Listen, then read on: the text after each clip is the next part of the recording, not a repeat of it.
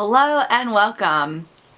It's been a while since we've done a full-on film review, and with the new Disney Plus original movie, Better Late Than Ever, it seemed like a perfect time to do so.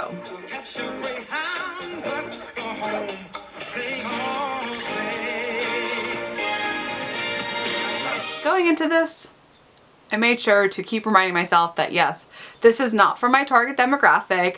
This is literally for kids as well as for family, but it is for kids, and that there was going to be a lot of fancy elements in this and a lot of unrealistic things happening. And yeah, that's basically what happened, but we're going to jump into that for a second. Let's pull back and talk about the facts. Better Late Than Ever. Better Late Than Ever is a movie that is based on a book by the same author that wrote the screenplay. The book actually came out in 2013, so it's been around for a while. I've obviously never heard of it. I'm also not in the demographic that I would find this book or film. So it's something that I went into not knowing anything about, except that it's about this kid that wants to be on Broadway and has dreams of being in the theater, which I can fully relate to. Hello, Tim. How are you? Wait, is Stitch behind you? I ended up finding this interview that completely changed my entire mind about this film, and thought the guy was super adorable that wrote and directed this film, and it changed my view for everything. I love your koala. Okay, this is getting off to the perfect start. And I love you. As a huge Broadway and musical nerd, I have to thank you for the existence of Better Late Than Ever and High School Musical, the series. I wanted to take the time and put in some editor's notes here because while I did some more research and I started to edit this, I did realize how cynical I did come off. And it's important for me to keep some of that honest reaction into it. Watching some of the interviews and learning more about it after I watched the film, I do see it comes off a lot more endearing now and charming, and I know how important it actually is. Theater people have an indomitable spirit where you get rejected and you're told you're too tiny or you're too tall or you don't sing that high enough, or you keep hearing the word no, but you find the people who say yes. First glance, seeing how confident the character Nate is and how strong he is and how he's gonna take on everything and do everything is very important, and I never had that. I still honestly don't have any confidence. Sometimes it's very hard for me to grow and to believe in confidence. So now looking back and now rewatching what I did, it's very different, and I do realize how important it is to have stories like this, even if it is over the top a little bit. I get what they were trying to do with everything. When it comes to our cast, our main character Nate is played by Ruby Wood. Get it? Like it's a curtain? Tough crowd. Did some research, found out that he was in the Broadway tour of Charlie and the Chocolate Factory. We also have Joshua Bennett that I also had to look up. He's known for the High School Musical, the series, so hence why I would have no idea, because again, that's not my demographic and I'm fully aware of that. The other leading role we have is Aria Brooks, who is Nate's best friend, Libby. Some breaking news. It's an open audition. Lots of other talented people live here, I'm sure. However, to speed things along, the two people that I'm familiar with in this cast, because no one else I know, is going to be Lisa Kudrow, Phoebe from Friends, as well as many other roles she's done, but obviously she's Phoebe from Friends. Like, that's the biggest hit she'll ever do. That nothing can beat that. And then the other person that I know is Norbert Leo Butz, who is from Wicked and is the original cast recording of Wicked. So I've been very familiar with that name for a very long time. So let's talk about Nate. He's your typical gay kid that is obsessed with theater, loves the divas, like Judy Garland is like his love, Bernadette Peters, Doris Day probably. I know that's some people's loves, not everyone's, but it's cool, that's what I think of right now. Just very classic Broadway, very classic theater, which I do appreciate because I love that too.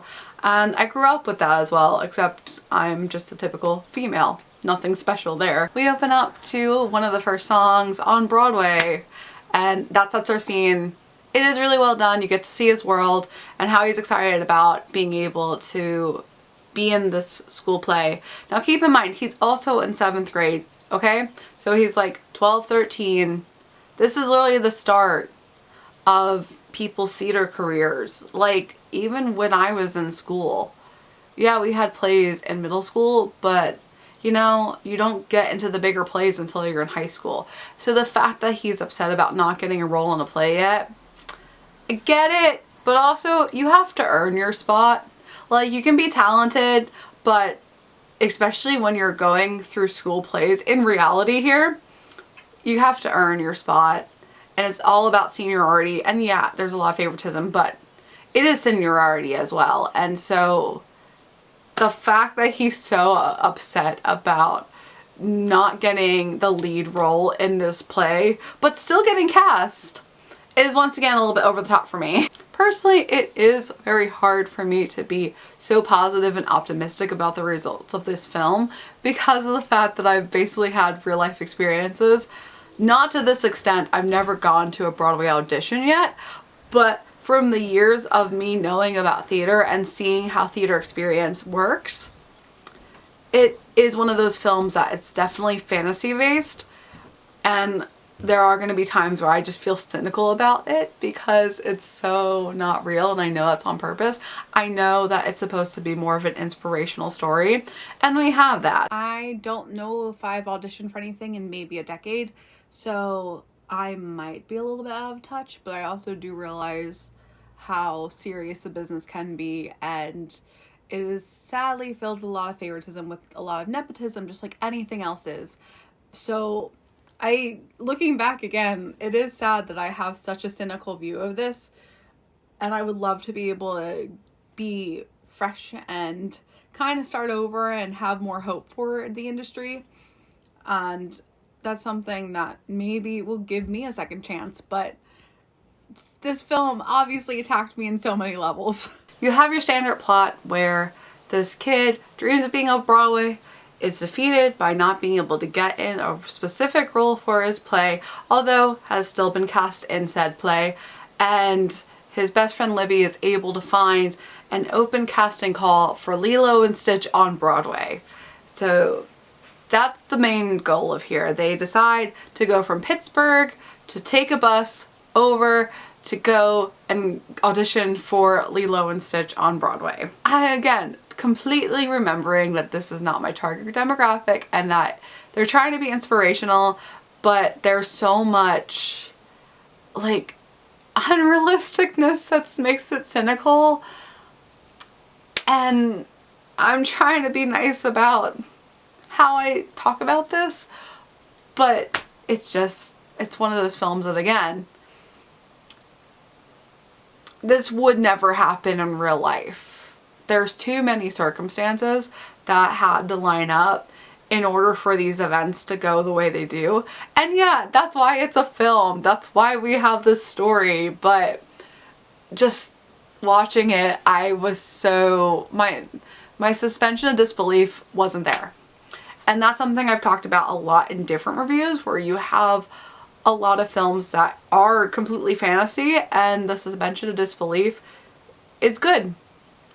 It makes sense. The one other point that's very important in this film is that Lisa Kudrow plays Nate's aunt. That's also an actor on Broadway, but they're kind of estranged from the family, and she's the black sheep of the family, because even though she is an actor on Broadway, the mom and her don't get along. But you think that in reality Nate would have much better connections, especially because it is her sister and she would be aware that he has talent. And yes, I know the story would not be there, but that's what I mean. It's stuff like that where I'm just like, okay, you're showing that there's connections here. There are different ways to make it realistic, but instead we have this very weird story and very weird adventure, that doesn't make sense at all. So my entire life, I always wanted to act.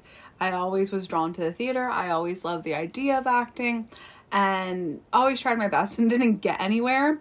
And so I ended up switching my gears over to film, which I still obviously love doing. I mean, I love the whole idea of it, and I enjoyed being behind the scenes. And I didn't need to be in front of the camera, although I'm obviously in front of the camera here. But I was able to get kind of a best of both worlds. But even now, because of the way the industry and the film industry is, it's very male-centric. And again, not trying to throw my victim story out there because I don't see myself as a victim. I never would. But my whole life, I was told that I need connections. That's too bad that I don't have people that I know or an uncle that I know. So just like I said before, I know how important it is to have connections. I know how important it is to have networking abilities.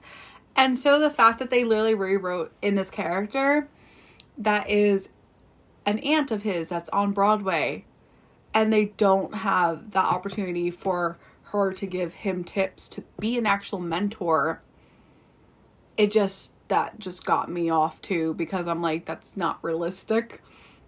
That's literally all I've known. So again, so much personal experience here, so much triggering, so much attacking from this film that's not even towards my demographic. It's not all bad. It's not all bad. It was a very sweet film. I understand that this film, more so, it focuses on representation of kids, especially young boys, that don't know who they are yet, that love theater, that are ultimately gay, and this is their story for them to celebrate themselves. And that's super important because yes, we need a lot of representation, especially for younger kids to identify with. So all the moments of them talking about how Nate's different and that Libby has feelings for him, but she doesn't know that he's gay yet. He doesn't know that he's gay yet because he just focuses on theater and that's his passion, and that's wonderful. And so those elements were so amazing, and I really admire that. That's what they did well, okay? So there's the good parts of it.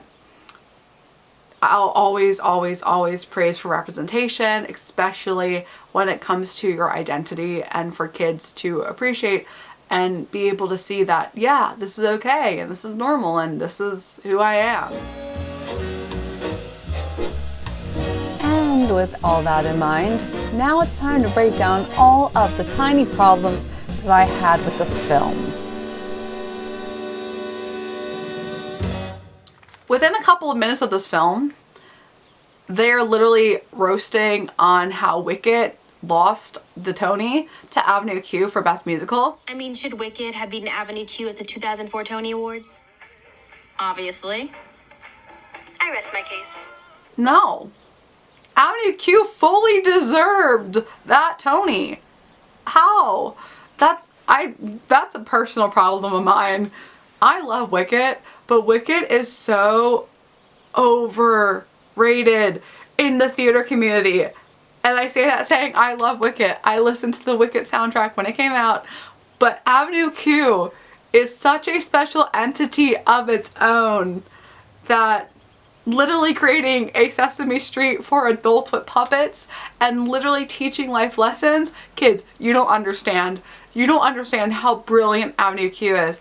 And then later on, you're singing Let It Go for an audition. So yeah, those are the writers from Avenue Q. So that, again, that's literally unrelated to this whole thing, but that just got me so angry hearing that little line because of the fact of you quoting Let It Go. I know that it's a Frozen cash grab because it's Disney and therefore they can do that because they own it, just like the whole idea of this musical is Lilo and Stitch. But you can't go on and say how great Wicked is and then literally sing a song by Robert Lopez, who literally wrote Avenue Q. It sucks to be me. No, it sucks to be me. It sucks to be me. And yes, I will continue to keep standing on my soapbox of praise for Avenue Q, especially because Frozen is such a big deal and it's written by the same people, and Avenue Q obviously is so much more adult and edgy in a good way that teaches a lot of lessons. They also claim that Lilo and Stitch is the best animated movie of all time. Experience a magical movie phenomenon embraced by all the world. Let's go! It's a kid's film. It's a kid's film. It's literally aimed for kids and Gen Z. And not for my generation, but that stuff just irritated me so much. And I know they're throwaway lines. And I understand that they're trying to promote Lilo and Stitch because that's literally the entire story of this movie. But it's stuff like that where I'm just like, no, I just want to stop watching because uncultured. Lilo and Stitch is a wonderful film. I love that film. But best animated movie of all time? Take a look at any Ghibli film ever and that will kick your butt. Nate goes to the audition and he's able to sneak himself into it, and he fails initially, but then his charm wins over the casting directors and they invite him back for a callback. That would never happen. Right there. That's when it gets unrealistic, where I'm like, I don't want to sound cynical, but literally they have 1,000 kids that they're auditioning. If you're not perfection, you're done. Like, that's how the theater world works. That's why I'm not in the theater world, because you literally have to be so perfect and you have to make sure you're professional and out there and know all your cues and know all your lines and show them that you're going to do a wonderful, fantastic job, that they can count on you, so that way they don't have to worry about not having a good cast, not having good roles, and worrying about anything else. There's like a reason of why all the Broadway actors seem so much more professional and perfect compared to just straight up movie actors. I literally could go on so many rants just because this hits too close to home to me, and theater has been my world my entire life as well. Continuing on, he ends up getting a call back, and for a Disney film, you know, clean cut, family friendly aesthetic that we all know Disney is for today, I'm honestly shocked at this line. I have a pornographic memory. Internet is for porn!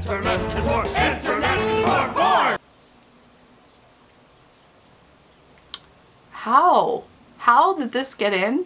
How did they think this was funny? I am still shocked that this line was part of it. I mean, good for them for being a little bit edgy, but also kids are watching this. Literally. How are you going to explain this to them? Anyways, after said callback is over, Nate's alone in the city, basically homeless at this point with barely no money. So he stumbles into Times Square, which is my favorite part of the film, only because you see the Beetlejuice poster in the background. Literally made me so happy seeing that, and that's one of the only remaining qualities of this film. He ends up starting to sing with a Times Square band. And again, not trying to be cynical here, but literally only because I go to New York so often and have been in Times Square so often, no one would pay attention. Like, the kid's talented, but everyone ignores it. So the fact that they literally go with this plot point where he's TikTok viral, it wouldn't happen. And even if it was TikTok viral, it wouldn't have made as big a deal as they make it in the movie. It might be viral, but it would not end up on the news for, I think, a couple of days, honestly, to talk about it. And then he's seen from all over the, like, in New York, people are seeing him and they're like, there, you're the TikTok viral kid. The world doesn't work that way anymore. Everyone's algorithm is so specific. So it's not gonna blow up like it might have in the 90s or in the 70s, and we only had 3 TV stations. Also, he gets a bunch of quarters from these people, quarters and dimes. From personal experience, people don't have coins anymore. People don't have cash. Everything's on Venmo now. Literally, the last time I was in New York, which if you haven't seen that video, I have a link in the description below because I saw Winnie the Pooh on Broadway, off Broadway, but yeah, we ended up getting into Times Square to check out the Disney store, and honestly, not being bombarded, but running into so many people that unfortunately are homeless, and then a lot of street performers that are trying to make money, of course, and you can't even be like, I'm sorry, I don't have cash anymore, because they literally have their phones and they're like, oh, it's okay, I got Venmo. Can you Venmo me? Can you send me Apple Cash? Like, it's a different world now. And then because you're too nice to people, not the New York way, apparently we got some music. Sign. Yes, I know we're trying to make it simplistic for kids to understand, but just because, again, this is too close to home, realistically, that could never happen. And no one has coins. No one has cash anymore. Yes, suspension of disbelief. And the big fact that Lilo and Stitch, they're looking for a kid to play Stitch who's going to be dressed up in a costume. No. A kid would never play Stitch. They would literally make him either a puppet if they're going to do it on Broadway for real, if they're actually making a musical out of it. They would either do it as a puppet, such as, you know how they did in Lion King and Frozen on Broadway, or they would have an adult do it so they wouldn't have to worry about labor laws. Like, again, I'm sorry, suspension of disbelief. I couldn't get into it. I know they tried. It was a sweet story, but half the time I was honestly so angry and cringing at this film. And once again, I know I'm a little bit more cynical about it just because I am a theater kid. I've always been a theater kid and I will still be a theater kid. I literally have a whole binder that I still decorate filled with playbills. That's how much of a theater kid that I am. And there you go. I saw Wicked and Beauty and the Beast, which kind of works really nice, so. Oh no, don't fall. So I saw both Wicked and Beauty and the Beast. Wonderful, wonderful plays. Wonderful, wonderful. And here we go. There we go. It's me posing with Wicked and Avenue Q together. And Mary Poppins. So yes, I love Broadway. I love musicals. I just, again, because it's so personal to me, I got attacked very hard. I ended up recording a whole different ending to it because I was going on a whole tangent about how this movie wasn't that great and how they could have did so much better because of A, B, C.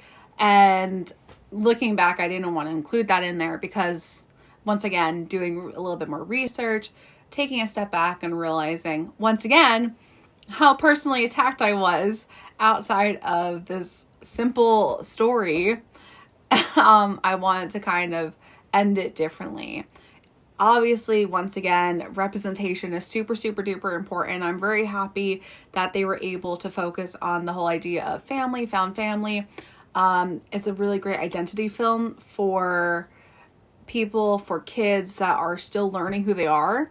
And it's wonderful to see younger and younger stories for the gay community, especially stories that are not tied to anything sexual, any sexual liberation, strictly just, this is who I am, this is part of me as a human being. And I have so many gay friends and family that I adore to pieces. So I do understand how important it is to have that. I think when you peel back the human experience, we all want to be loved and accepted. I am just personally bitter, like I said, all the reasons I mentioned before, just because of the fact that I haven't had the greatest luck on my journey, and that's okay because everyone's journey is different. And I still love to do what I'm doing. I love the whole idea of the film industry. That's why I'm still making videos. And I love theater. I will always love theater. So it just had to be me taking a step back, like I said, and looking into it with some fresh eyes and not being a cynical millennial for once. It's obviously not a perfect film, but I knew that going into it. It is a cute film. It is something worth the watch.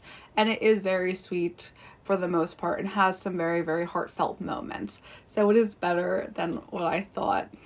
Better Nate than ever. It's not fully, but it works. So I would say give it a shot. I would watch it again, honestly, with different eyes. Although I feel like I'm still going to watch it and be screaming at the TV just because of personal attacking. Thank you so much for listening to my thoughts. I'm gonna end it here so I don't continue to keep ranting, because this is always what happens when I do reviews. Just like always, you can stay tuned, and I hope you guys have a magical day, and we'll see you real soon.